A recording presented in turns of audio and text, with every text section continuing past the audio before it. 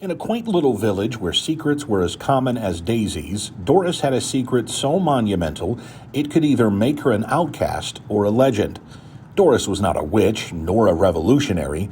She was a baker, and her quaint little bakery was the talk of Westwickshire. From sourdough bread to lemon drizzle cakes, her culinary creations brought comfort to the young and old alike. But Doris yearned for something more, a groundbreaking invention that could put Westwickshire on the map for something other than its annual turnip parade. It was on an unusually stormy evening that the idea struck her like a bolt of lightning. Cheeseballs, a snack so delightfully uncomplicated yet incredibly addictive. With a jolt of excitement, Doris found herself in the confines of her cozy kitchen, rummaging through cupboards and drawers for the perfect ingredients. The village of Westwickshire had an obsession with cheese, boasting a cheese market every Sunday, a cheese rolling competition every spring, and even a statue of the village founder, Sir Reginald Cheesington, holding a wheel of cheese. If cheese was the unofficial religion of Westwickshire, then Doris was about to become its high priestess. For weeks, Doris toiled away, experimenting with ratios of cheese to flour, baking times, and even the types of cheese. Cheddar was too pedestrian, blue cheese too pungent, but a blend of Gruyere and Parmesan, now that was divine. And so too, through a combination of serendipity, late nights, and a rather unfortunate incident involving a cheese grater, Doris finally did it. She invented the perfect cheese ball, crispy on the outside, soft and cheesy on the inside, and so addicting it should become with a warning label. But how to unveil this culinary masterpiece to the world, or at least to the town of Westwickshire? The annual Harvest Festival was just around the corner, a gathering so large even the neighboring towns would come to visit. It was the perfect stage for her cheese balls, or so she thought.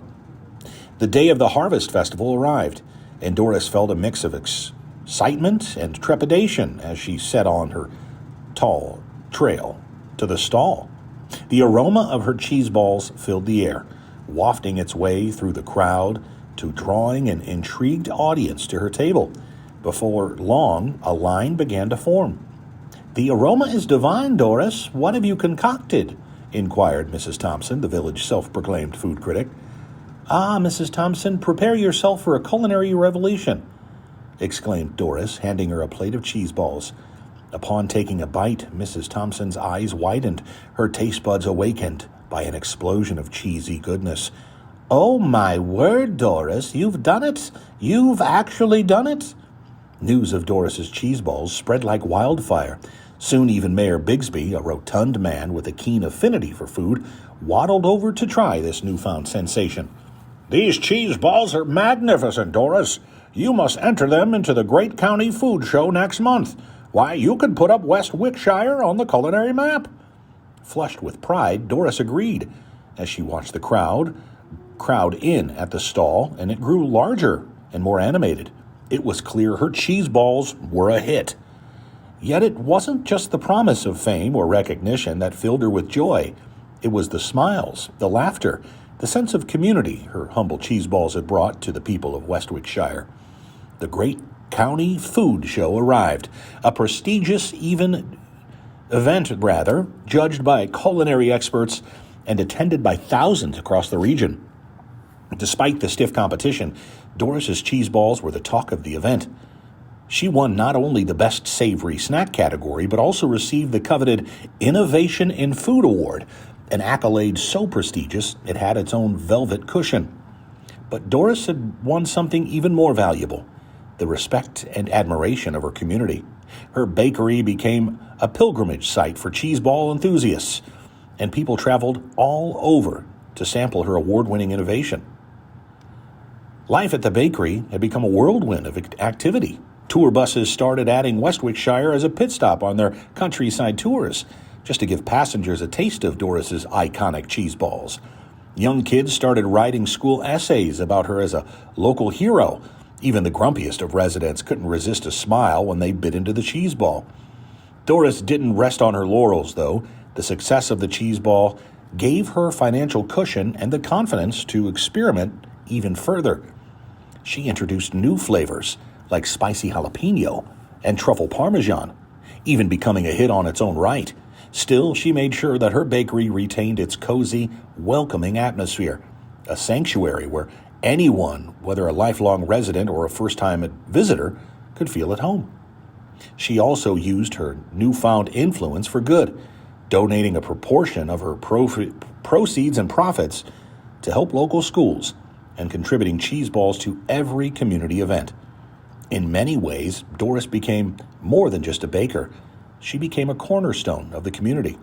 Her success, lifting up those around her, made everybody excited to call Doris one of their own.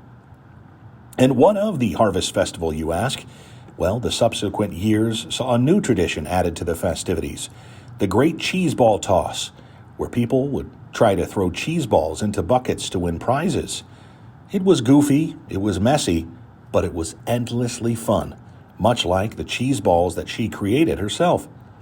But perhaps the most telling sign of her impact was the subtle change of the statue of Sir Reginald Cheesington. For many years, the villagers found that the statue had stoically held a wheel of cheese, but one morning, residents woke up to find a small plate of cheese balls at his feet, a cheeky addition made by some anonymous admirer. It was a fitting tribute to Doris and to her cheese balls, which had, in their own unique way, rewritten the history of Westwickshire. So as the sun set on this idyllic village, casting warm hues over the rooftops and the rolling hills beyond, Doris couldn't help but feel content. She had found her purpose, and in the process united her community in a way that she had never imagined. The secret was out. Westwickshire was now the village that Cheeseballs built, and Doris, its proud architect, was ready for whatever cheesy adventures lie ahead. Even the turnip parade that year couldn't hold a candle to the excitement generated by Doris's Cheeseballs. For the first time, the humble village of Westwickshire was known for something other than root vegetables, beets. Doris had achieved her dream of elevating her community, and in doing so, also elevated herself from a humble baker to a local hero. The villagers often say, while Westwickshire may have been built on turnips, it thrived on cheeseballs. And for Doris, the woman behind this cheesy revolution, life couldn't be more delicious.